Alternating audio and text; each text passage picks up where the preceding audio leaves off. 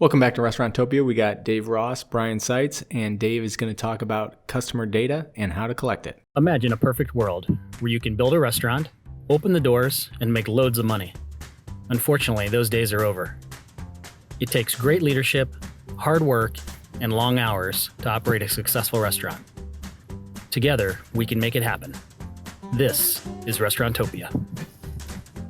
Brian, I'm really jazzed up about this episode because I've been consuming a lot of marketing lately, and I want to break this up into 3 different segments. I want to talk about why you want your customers' data, what data you want, and then how you're going to get it. Okay? Starting with the why. Okay, so data is super exciting. Like people, I think they don't. They're clamoring. This is amazing. This is right up there with drink specials. We're being sarcastic. I know. Yeah. But I think it's underutilized. Oh, no question. So here's what I want to break it down to you. Yeah. Your customers are the most important aspect of your business. Correct. They're the one giving you money so that you can have employees and have a living. Okay. Their data is the most underutilized tool that a restaurant has, especially for local independent restaurants. Yeah. Okay. Why? Because you typically don't collect it. Why aren't you collecting it? You allow everybody else to have it. Uber Eats, Yeah. DoorDash, Yelp, Facebook, Instagram. Your point of sale system is actually collecting it, and they're not sharing it with you. Yeah. And you may not even be looking at what they're collecting. Yeah. Or if you are collecting it, what are you doing with it? Yeah. Are you actually doing something with it? So I just want to go down through here and talk a little bit about what are the data points that you should try to be collecting, and then a couple tips and tricks on how to actually effectively do it. Okay, good. Because I think once you have the database, it'll excite you to start doing some of the marketing things. That's a whole nother aspect of it. Like I just want to talk about the collection. Yeah. There's a whole plethora of things you can do once you have it. Okay, but let's get it. All right. But when your email list is of 3 people and 2 of them are staff members, that's not great. Not great, yeah. So what are things you want? Okay, obviously you want people's names. Yep. Right. You want their addresses. Believe it or not, you want their addresses. Yeah. Okay. Listen, mail still comes to people's houses. Get their address. And there's less noise with the mail. 10 years ago, you might have got 20 pieces of junk mail. Now I bet you're getting 1, 2. Yeah. Definitely want their phone numbers. You definitely want their emails. You definitely want their birthdays. Okay? I'm going to talk about that. Okay. Some places will say you want anniversaries. I don't love that because I would hate somebody, after I got divorced 2 years later to be emailing me happy anniversary, come in for dinner. It probably doesn't go over well. I celebrate that I don't have to celebrate that first one. Yeah, so I put anniversaries with a question mark. I don't love that one. Yeah. Because things happen in life. I would pass on that one. Yeah, but then, okay, I'm going to peel back a second layer of information you want that people, these things seem obvious, right? Yeah. Name, phone number, email. Okay. Purchasing habits, your POS. Yeah. So now I know Brian comes in on Tuesday and eats tacos every Tuesday. I know. Yeah. He also comes once a month on Saturday with his wife. Food allergies, okay? Big thing in my life. I have some dietary restrictions, not allergies, but some dietary restrictions. That would be amazing if the place knew when I show up. Yeah. Those were ahead of time. It gives you a feeling of connection if they know that. Yeah. Do we know things about the family? Do we know that Brian's married and has a kid? And then how often are they visiting? We kind of talked about that. So those are kind of like second level, but unbelievable things that you can capture through a lot of POS systems and a lot of technology out there. So how do we get this stuff? Okay. First of all, it's got to be something important to you, and you got to train your staff. Your staff has to understand that collecting customer data is as important as clocking in and clocking out. It's as important as washing their hands. You have to convey this to your staff that's that important, and you have to, and hopefully after listening to this, you understand, but it's got to be that important because all of your marketing and all your stuff's going to become so much easier when you have a list of people to talk to. These people are coming in, spending money in your restaurant. Yes, a list of current customers. These are not people who may want to come to your restaurant or may be in the area. This is someone who has already experienced your restaurant and is way more likely to come back than someone that you have to convince to come in. Yeah. So how do you convince your staff? More repeat sales or more repeat customers equal more sales, equal more security for them and more opportunity for the future. Yep. As the business thrives, the employees are going to thrive. Okay. But what are the tools you can give them to collect the data? Well, I'm going to go into that. Okay, this is great. So the first thing I'd like to start with is something called a QR code. Okay. I think these things are not going away. Everybody's got a smartphone. You open up your camera on a smartphone. You scan the QR code with the camera, just the basic camera on your phone. You don't need an app anymore. You don't need, it's just the basic camera. It brings up a link. Boom, you go. Okay. So you want to create a landing page to collect that data. Now, you might have several landing pages based on the different things I'm going to talk about. You might have, this is for this certain contest. This is for this certain diner. This is for this certain concept, whatever it is. But, QR code, very important to have the ability to create those quickly, and print them out. Now, QR codes can go into all these things that I'm going to talk about, okay? Birthday club. Sign up for a birthday party, okay? It's very cheap to get balloons and some decorations and give somebody the ability to have a free birthday party. Yeah. Okay? You're just hosting the party. Yeah. It might cost you $20-$30, but you could have, anywhere from 6 to 12 people show up for somebody's birthday. So how do you get somebody to sign up for a free birthday party? By clicking the QR code, getting their name, address, phone number, email. Okay? I love the free birthday party. Yeah. I mean, what would it cost? $20, right? I mean, you get some. Do it nice, centerpieces and a sign and some balloons and do it right. Different contests, okay? Stuff that seems so as ridiculous as like the jar of M&Ms kind of deal, or whatever maybe your concept is. Maybe it's peanuts or it's Brussels sprouts or it's bacon bits or whatever. You know what I mean? And have them guess what's in there. That. Okay, I like that a lot. And how do they enter the contest? Pull out your smartphone, scan the QR code, give me your information. You know what I mean? Yeah. And then what do they get for that? Okay, so I think this is really important because I think sometimes as restaurant operators, we try to go really big and we say, get a meal on us or get, or get a $100 gift card or get whatever. Like keep it small because what happens is that if you're giving away a $10, $15, $25 gift card, everybody thinks like, I can win that. Yeah. And you can maybe even do multiples, so you have multiple winners. But when you're doing like a bigger amount, you're doing a $500 gift card, a free whatever. People are like, they're not as apt to sign up because they're like, it seems like a less chance of winning. Yeah. So there's some psychology behind that. I like that, but I also think there's a visual appeal to it too. So if you have like a gift basket out there and say, all right, here's a gift basket with some swag, some gift certificates, and maybe some cool stuff, and then $10, $20 gift cards that are also available. So you got 11 people who could potentially win. Yeah. Like to me, I think that kind of serves both worlds. It's got the visual appeal. It's got the likelihood of winning to it. It's really serve it up to what would you sign up for? Yeah, and I think the other thing is you got to let people off the hook. Okay, so when you're presenting this and you're training your staff, hey, click this QR code to enter the contest. Fill the information out. You can opt out at any time. Yeah. Oh, I love that. Get the information. And also tell them we don't spam you. Right. We're not doing Wine Down Wednesday. We're not doing Taco Tuesday. But then you actually have to not spam them. Wait, hold on. Yeah. Can you repeat that one more time? You say we don't spam you, but then you actually have to execute that. So then don't spam them. Then not spam them. Don't spam them. Less than 400 Do not emails puke a week on your customers. Okay. Please.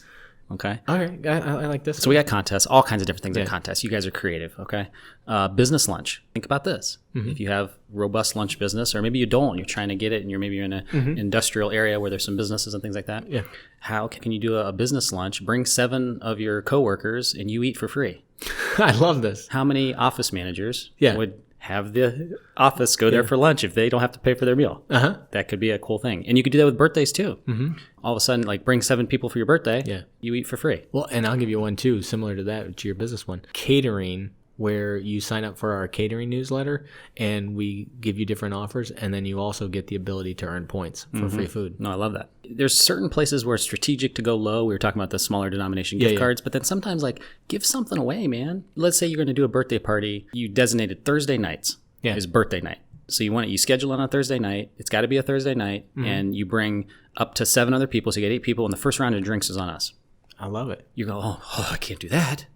No, you can. You've got 8 people in your restaurant that are going to have a good time and probably come back. And it's a party. Yeah. What do people like to do at parties? Party. Let's make some poor. Let's make some poor decisions, people. Like that's what you like. You gotta get them there, and things will take care of themselves. You're gonna provide amazing hospitality, yeah. Are you gonna provide amazing food? Yeah, no question. Are you gonna provide copious amounts of alcohol? In a responsible manner, yes. Correct. Thank you. That's the answer I was looking for. Okay, another idea: business card fishbowl. I know. I just said it. I love it. I said it. This goes back. This is a throwback. Yes, it is. To my traditional marketing tips. Yeah. Episode 24, I believe. Yeah. But business card fishbowl, old idea, but it still works, man. Give them the free lunch. Offer them something. Get them in there. Don't give them a coupon. Don't give them something cheap. Make it worth their while to put that business card in there. Then have somebody in your staff enter that right into the POS. Yep. Email. Does one. your business have an email that we're actually using, or are we using Gmail? Do you have a website where people can send comments and you're potentially emailing them back? And you're having conversations with customers through either comments or your social media or whatever. Yeah. You probably have an email address that's associated with your business. Yeah. Okay. Have you ever thought about going into the sent file and downloading all of those emails? I like that. Okay. You already spoke with these people. Get them in the database. Yeah. Get them in there. Okay. Then if you only have an email and maybe a name, why can't you email them to get the rest of the information and offer them a contest or a lunch or a birthday or whatever to get that information, get them to the landing page. Yeah. And this is something where you want to invite them to opt in. You don't want to just scrape this data and dump it into your, Oh, of course, because typically you're only going to have a name and an email. Probably you're not going to have the rest of the stuff that you're looking for. Correct. But you have a list of people that you can send out to say, "Hey, we haven't seen you in a while. Love to, You have all these emails in the sent folder. Go back through them and cherry pick. Like you can make it personal. You can engage with people. You can say, "Hey, we know we talked about this. I hope your event went well. If you ever need us for catering in the future, but hey, we also we did a remodel. We got new features. We got whatever it is that you can tell them about to give them an update to get that touch point to engage." Yeah, no question. VIP experiences. Can you do a drawing for a chef's table? Brian loves the chef's table. I do love the chef's table. Can you give away recipes? Can you I love this one, like new menu item launch. So can you make an exclusive group of people that are coming in to taste the new menu items? This is cool. The VIP, to make someone feel important and to get some real feedback on your new menu. Wine dinners, beer dinners, do events and have wine dinners, beer dinners. Can you do special events and make exclusivity to people to sign up and get their information? And you can partner with your wine distributor. You can take a page out of like the country club's playbook. They do a really good job of doing cigar nights and wine dinners with pairings that are associated with the distributor, beer nights. Like this is something that you can really kind of up your game, but also get customer data, get people on these lists. Yeah. And then train your staff. Okay. There's plenty of other things you can do. These are just a couple tips, but train your staff. Make it so that it's like clocking in and clocking out. It's like washing their hands. Let them know how important it is to you to get the customer data. Here's another tip on doing this. Give every employee a business card. Okay. That has a QR code on it, exclusive to them. That's tied to them. So that when it goes to the landing page from that QR code, you know who referred them or who got the information. Do a contest with your staff. Yeah. Let them know. Put something behind this to let them know how important it is for you to get this customer data. If you give them, that ability and you do a contest with the staff, I think it could, reward the people for getting it, The other thing you can do is track your data. See which server or who on your team is collecting the most amount of customer data and see what they're doing. See what their best practices are. Let them talk to the group. How are they doing it? What can be replicated out of their system? Yeah, and if you're talking about it and meeting on it and training on it, you're going to figure all those things out because the staff's going to talk. They're going to want to want to figure it out as well. If it's important to you, it'll be important to them. The last thing I want to leave you with is a story. Matt Plapp, and we'll leave his contact in the show notes. But he has this great story about these two restaurants that he was working with. And Matt Plapp's a great marketing guy in Northern Kentucky. I just ordered his book. Oh, really? Yeah. I'm gonna have to get it. So he said there was two different restaurants. In the first restaurant, they had the same deal. It was a QR code to scan to get the information. It was for a VIP club of some sort. They were giving things away. And the first restaurant actually trained the staff. It was part of the procedures and I think it was fast casual, so they're coming up to the counter at the end. Yeah. And the other one just basically put it on the on the register, the POS hanging there for the customer just to read and scan. It was not part of it. So it went like this. You go up to pay, and and they're like, "Do you want to give me your email?" Or, "Hey, Brian, we noticed you had a burrito. Yeah. Would you like a free one next time you come in?" Oh, that seems yes, I would. Yeah. So here, if you scan this QR code, fill it out, you get signed up for our VIP club. Next time you come in, you'll have a free burrito. You can opt out at any time. I'm signing up. Strategy works better. I'm signing up for that. That's good, right? Exactly. So train the staff. And let them know how important it is. And it could be a free dessert. Like it doesn't need to be a free burrito. Like you can. But it should be. That date is important. Brian, I want you back, buddy. Okay. You matter to me. All right. I want those burritos. Exactly. All right. Not free burritos forever. No. Your next visit, come back in, free burrito. Can I have quesadillas too? You can buy quesadillas, yeah. Okay, I'd like to buy quesadillas. All right, good deal. All right, good deal. So yeah, that's what I got. There are a lot more things we can do with this, but I just want to hopefully get you excited about starting the process to collect the data. Focus on it; it's important. Yeah, and you can join our VIP text club, and if you send us, I'll put a link in the show notes. We give out a ton of information, a bunch of pro tips in our VIP text club. So check that out. It's in the show notes. And Dave, thank you so much for this great information. Yeah, appreciate it, Brian. Awesome. Thanks for listening. This is a high quality pod. Thank you, everybody. Take care. Adios. Thank you for listening to Restaurantopia. The gratitude that we have for each and every one of you spending your precious time to listen to this podcast is immeasurable. Please make sure to tell a friend about this podcast. And also, if you have any feedback for us, visit us on restaurantopia.com and drop us a line. You can also subscribe on your favorite place to listen to podcasts. Thank you and have a great day.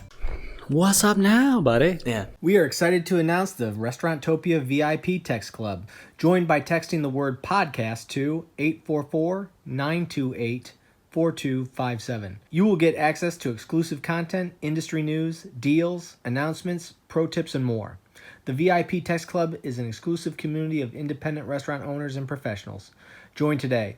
Message and data rates may apply. Please check our website for our terms of service and privacy policy.